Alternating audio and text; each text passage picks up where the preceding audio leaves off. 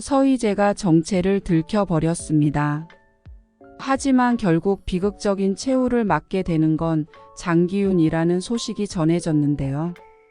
이번 영상 끝까지 봐주시면 우아한 제국에 대한 재미있는 이야기를 즐기실 수 있으실 거예요.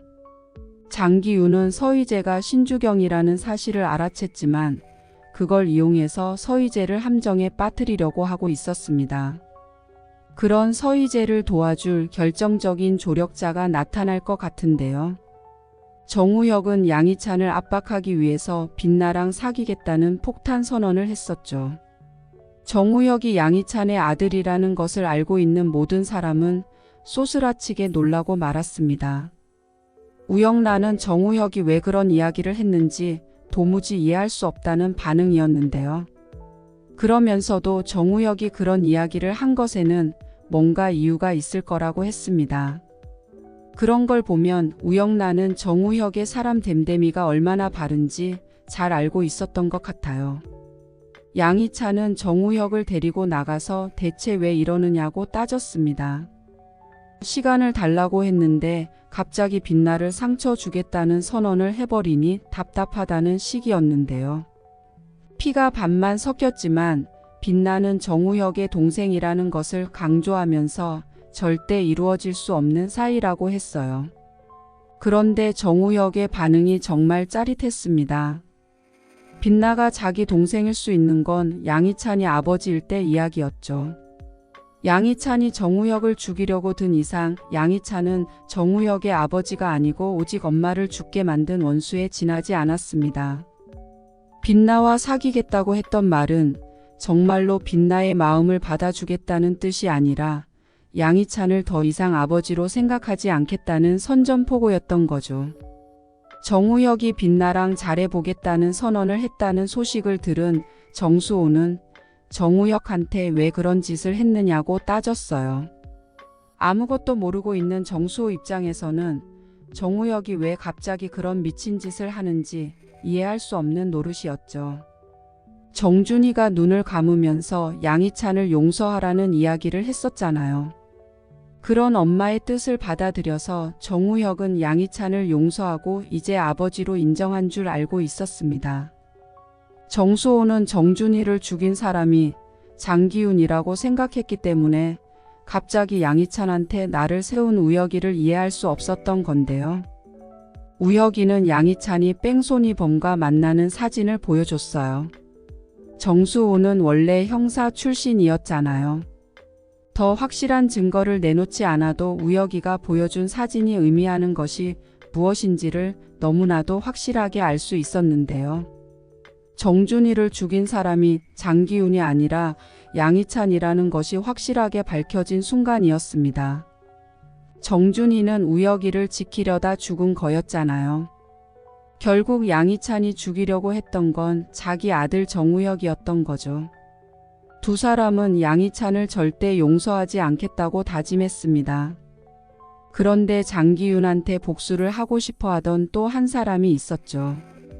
그건 바로 목숨을 걸고 장기윤의 집에 다시 들어온 제클린이었는데요. 제클린은 죽을까 두려워하면서도 장기윤한테 복수를 하기 위해서 장기윤의 집에 들어와 있었습니다. 그런데 갑자기 홍혜림이 모임을 간다고 자리를 비우자 그 틈을 타서 장창성을 탈출시키려고 했는데요. 장창성은 제클린이 장기윤과 한편이었던 것을 봤기 때문에 제클린을 쉽게 믿을 수가 없었어요.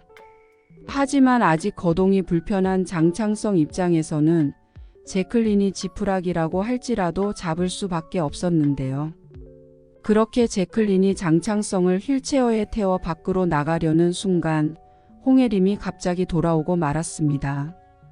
처음부터 이건 제클린을 함정에 빠뜨리려는 수작이었던 건데요. 홍혜림은 약을 이용해 제클린을 납치해서 정신병원에 넣어버리고 말았습니다. 끝까지 소리를 지르며 끌려가는 제클린이 정말 안쓰러워 보였는데요. 서희재는 장창성에게 제클린이 납치되었다는 사실을 전해 들었지만 제클린이 있는 곳을 찾을 수는 없었어요.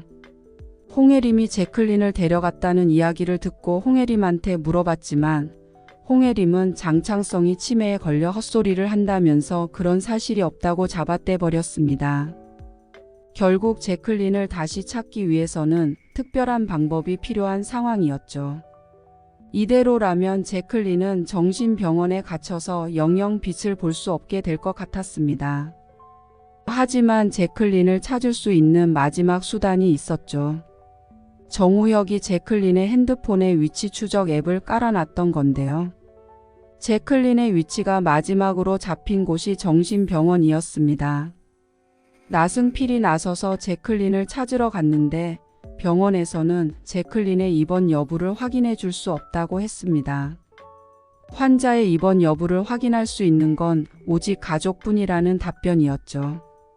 나승필은 제클린이 정신병원에 갇혔다는 사실을 알고 있으면서도 당장 제클린을 구출할 수는 없었어요. 제클린을 구하기 위해 특별한 방법이 필요할 것 같은데요. 그런 와중에 서희재가 자기 정체를 들키고 말았습니다. 요새 스트레스를 많이 받았는지 코피가 터지고 말았는데요. 코피가 멈추지 않는 것을 본 장기윤은 예전에 신주경이 출산할 때 있었던 일을 떠올렸습니다.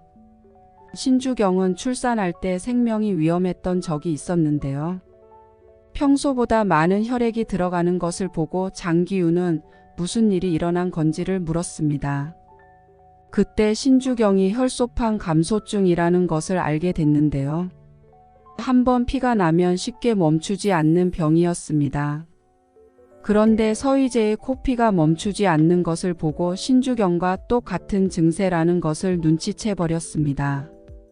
장기윤은 서희재가 신주경이라는 것을 알아채고도 그 사실을 모른 척 했어요. 그러면서 더 많은 투자금이 필요하다고 하며 돈을 더 뜯어낼 생각을 하고 있었는데요. 하지만 그게 장기윤의 실수였습니다. 서희재의 정체를 알아차렸을 때 가차없이 서희재를 잘라냈어야 했는데 너무 큰 욕심 때문에 서희재한테서 돈을 뜯어내려고 했잖아요. 서희재는 장기윤의 속셈을 눈치챘습니다. 그래서 투자금을 줄 것처럼 하면서 물밑으로 우아한 제국의 지분을 매입하기 시작했는데요.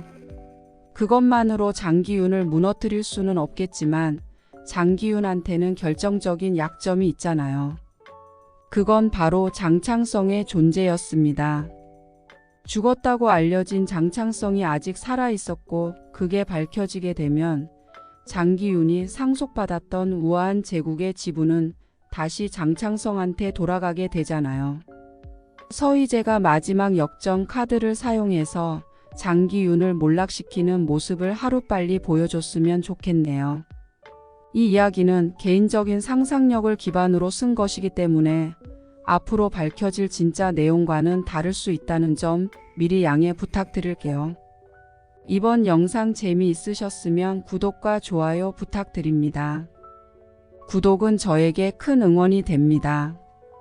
오늘도 시청해 주셔서 감사합니다.